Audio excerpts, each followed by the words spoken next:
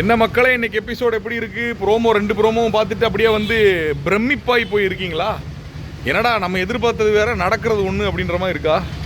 Targeting வேற யாரையோ பண்ணுறாங்கன்ற மாதிரி தோணுதா? எனக்கும் தான் தோணுது. என்ன காரணம்னு தெரில. இந்த ப்ரோமோ பார்த்ததுலேருந்து சரி முதல் ப்ரோமோ தான் இப்படி இருக்குது, அடுத்த ப்ரோமோவாவது வேறு ஏதாவது கண்டென்ட் வரும், ரெண்டையும் சேர்த்து பேசிக்கலான்னு பார்த்தா 2 ப்ரோமோலையும் ரம்யாவை தான் டார்கெட் பண்ணுறாங்க. என்ன காரணம் என்ன காரணம் புரியவில்லையே, தெரியவில்லையே. உங்களுக்காக புரியுதா என்ன காரணம்? நான் சொல்லட்டுமா? மற்றவங்களை எல்லாம் காப்பாற்றுறதுக்கு இது ஒரு மேட்ராடா?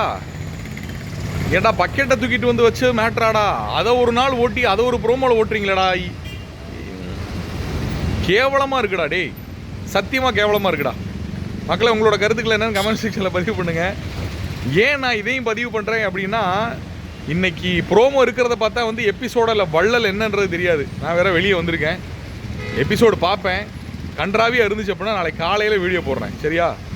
ஏன்னா சோஷியல் மீடியாவில் பார்க்கும்போது இன்றைக்கி எபிசோடு வந்து ரொம்ப ரொம்ப சுமார் அப்படின்னு போட்டிருக்காங்க. ரம்யா வேற திறந்து விடுங்க சார், நான் பண்ணாத விஷயத்துக்கு எல்லாரும் என்ன டார்கெட் பண்ணுறீங்க சார், திறந்து விடுங்க சார் பண்ணுறாங்க. ரம்யாவை டார்கெட் பண்ணுற அளவுக்கு மட்டமாகிடுச்சா கண்டென்ட் உள்ள? ஏன்னா எவ்வளோ பேர் எவ்வளோ விஷயம் பண்ணியிருக்காங்க இந்த வாரம். பாரு பண்ணது, கமருதீன் பண்ணது, சாண்ட்ரா பண்ணது, திவ்யாவை பற்றி பேசலாம். என்னடா என்னடா நடக்குது இங்கே? புரிய மாட்டேங்குது மக்களே. கருத்துக்களை பதிவு விடுங்க.